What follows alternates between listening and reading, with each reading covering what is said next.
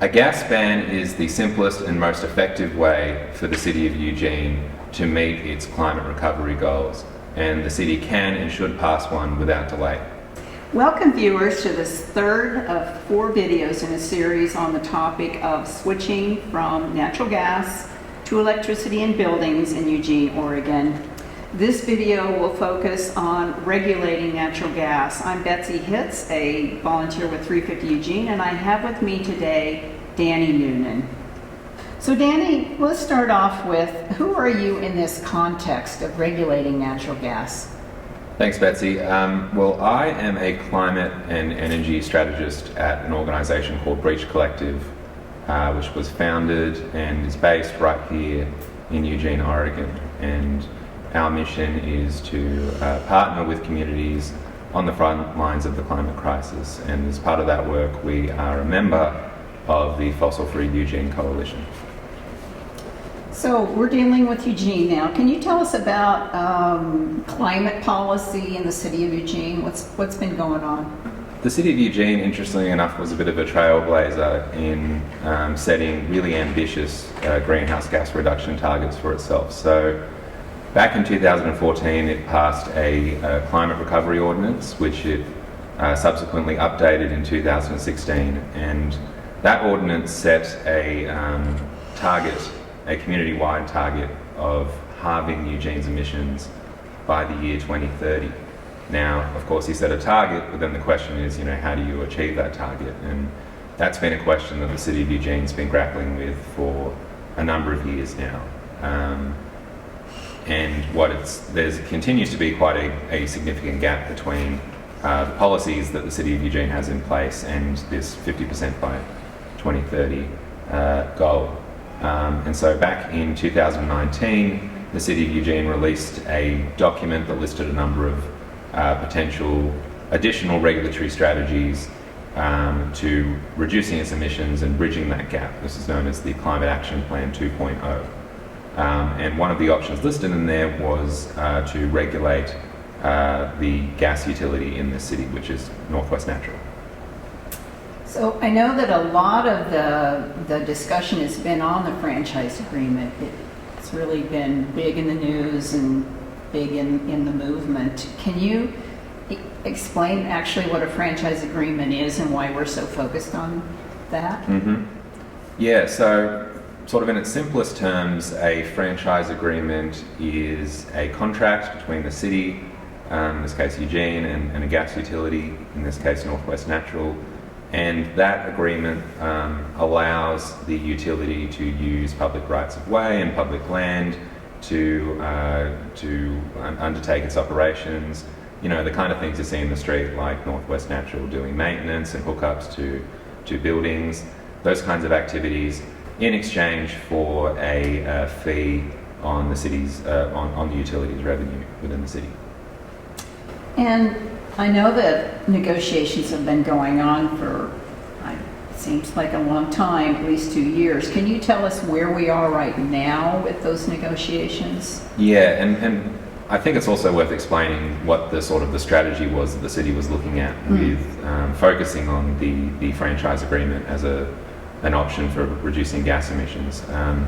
The existing franchise agreement between Northwest Natural and the City of Eugene was set to expire in November 2019, and the city's thinking was that in negotiating a new franchise agreement, it could find a way to get Northwest Natural to commit to reducing its emissions on a certain timeline, perhaps in exchange for sort of more favourable terms in other parts of the franchise agreement.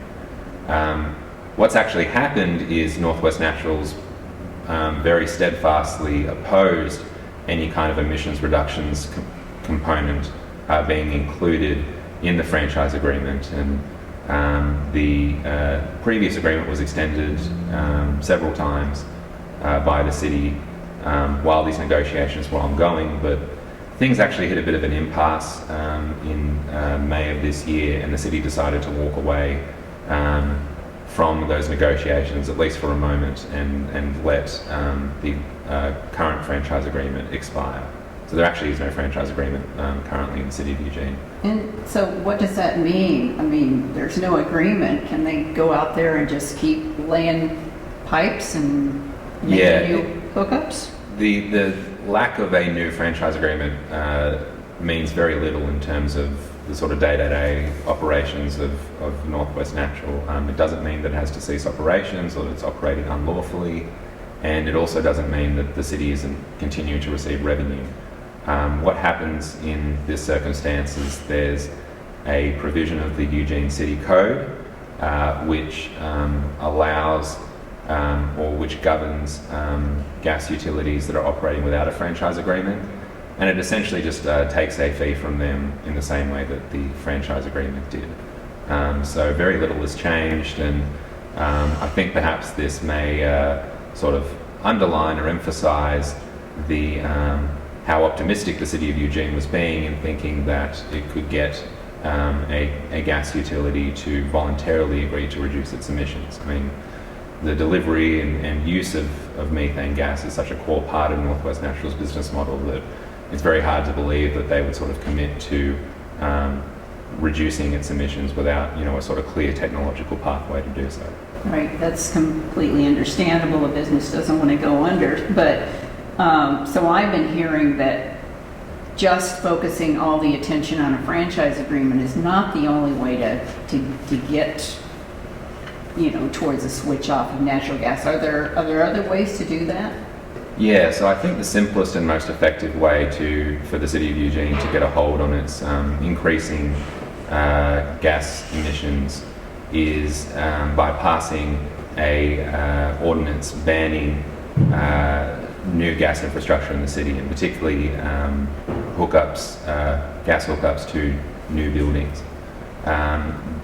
Based on research that we've conducted at Breach Collective, we think that the city potentially has a number of legal tools that it could use to pass such a ban, including its existing legal authority over public rights of way and public health and safety.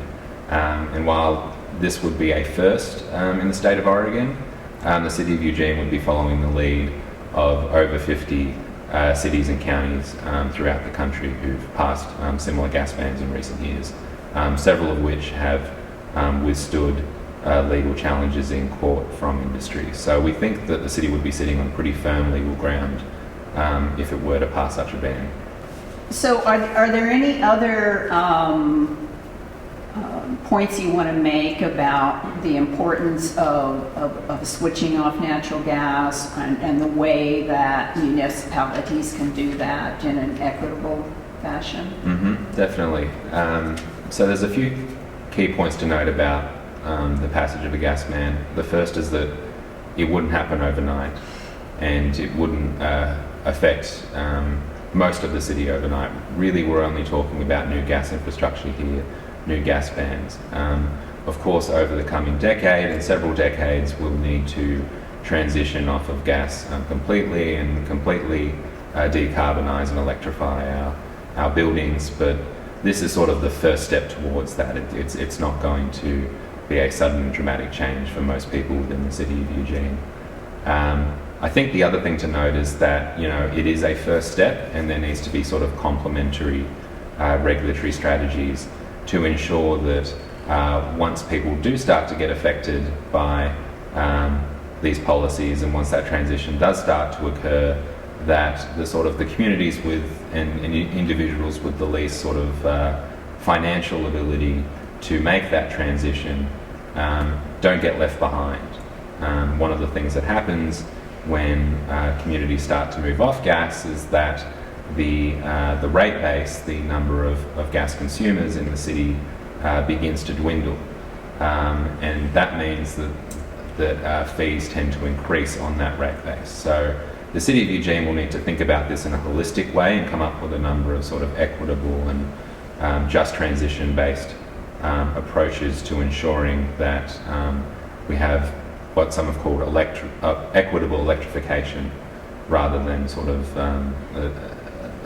a piecemeal policy. Right. Well, it sounds like it's less of a completely heavy lift as I had been thinking that it was. I'm heartened to know that there's a lot going on out there in addition to just waiting for our gas supplier to change their way of doing business. I thank you, Danny, and I thank Peter Dragovich, our videographer. And thanks to you, our viewers, for watching this third video. And I invite you to tune in to the fourth and concluding video in this series when Sahara will talk about the youth climate movement in Eugene. So I hope that you've learned something about regulating natural gas, and I hope that you will share that information with others. For more information, I invite you to go to 3 different sites. breachcollective.org is one, fossilfreeeugene.org, and the third, 350eugene.org. Thank you.